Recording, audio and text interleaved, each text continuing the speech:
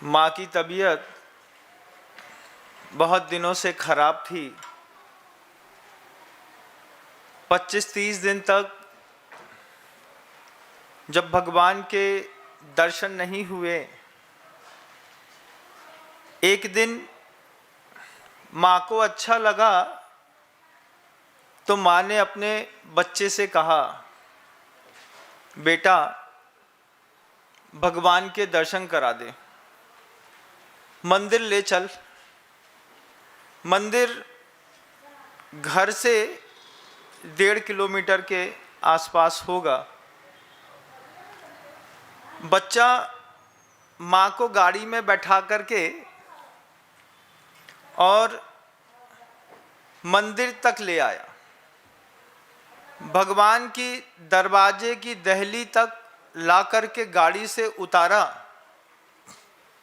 उतार करके माँ से कहता है, आप दर्शन कर लो। माँ ने बच्चे से कहा, बेटा तू भी कर ले। माँ ने अच्छा कहा बच्चे से। बच्चा माँ से कहता है, तुम कर लो, हमको भगवान की जरूरत नहीं है। और माँ ज़्यादा देर रोड पर क्या बहस करती, तो माँ अंदर चली गई। भगवान के दर्शन पूजन करने में उसको 35-40 मिनट लगता था। बच्चा उतनी देर में एक कॉफ़ी की दुकान पे चला गया। एक कॉफ़ी पी ली, एक गुटखा खा लिया, 2 दोस्तों से बातें कर ली। फिर देखा कि 8:45 बजने को है। माँ आई, गाड़ी में बैठाया, उसको प्रेम के साथ घर छोड़ा।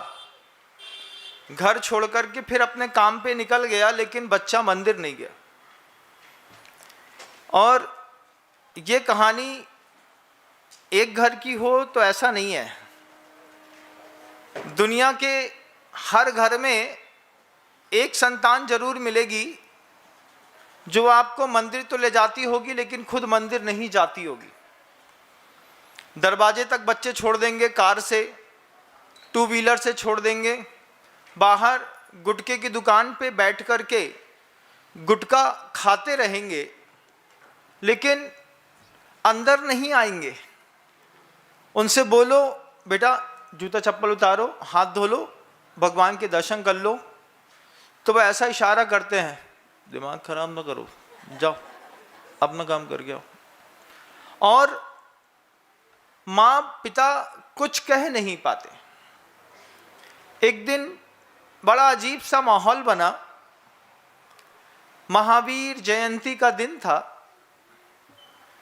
नगर में मुनिराज आए थे और महावीर जयंती में मंदिर जी के अंदर बहुत ज़्यादा व्यवस्था न होने के कारण रोड में टेंट लगा था। जिस रोड में गुटखे वाले की दुकान थी, जिस रोड में कॉफ़ी वाले की दुकान थी, उसी रोड पर टेंट लगा था। आज प्रभु मंदिर से निकल कर के रोड पे आ गए। रोड पे प्रभु का अभिषेक, शांति धारा हो रही थी। माँ ने फिर बच्चे से कहा, बेटा मंदिर ले चल।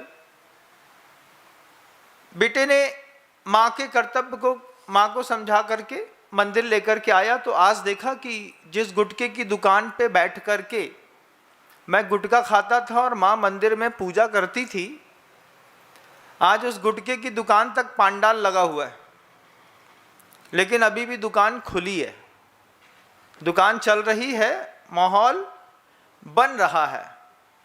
तो बच्चे ने फिर माँ को मंदिर के सामने छोड़ा और गुटखे की दुकान पर आकर के गुटखा खाने बैठ गए। इतने में मुनिराज का आना हुआ। बाहर मंच लगा था, तो मंच लगने पर मुनिराज का बैठना हुआ, उपदेश देना हुआ। और महाराज अपना उपदेश दे रहे थे। बच्चा तम्बाकू का गुटखा साइड में दबा करके, अब चूंकि माँ वहाँ बैठी थी तो उसको भी वहाँ बैठना मजबूरी था। बच्चा चाहता नहीं था कि हम उपदेश सुने, लेकिन फिर भी उपदेश कान में पड़ रहे थे।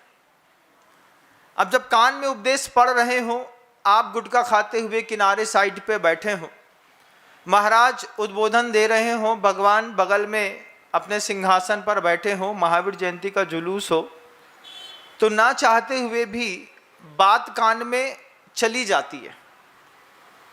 तो महाराज कह रहे थे, दुनिया में कुछ को छोड़ दिया जाए तो सभी जीव भव्य हैं।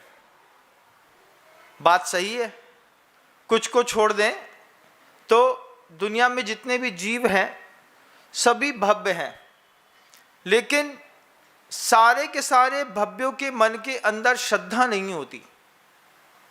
सारे के सारे भव्य जीवों को भगवान नहीं मिलते। सारे के सारे भव्य जीव मंदिर नहीं जाते हैं, तो भव्य, लेकिन सबको भगवान मिले, सबको श्रद्धा मिले, जरूरी नहीं है। महाराज ने जीव शब्द रखा था, जान करके उन्होंने मनुष्य शब्द नहीं रखा।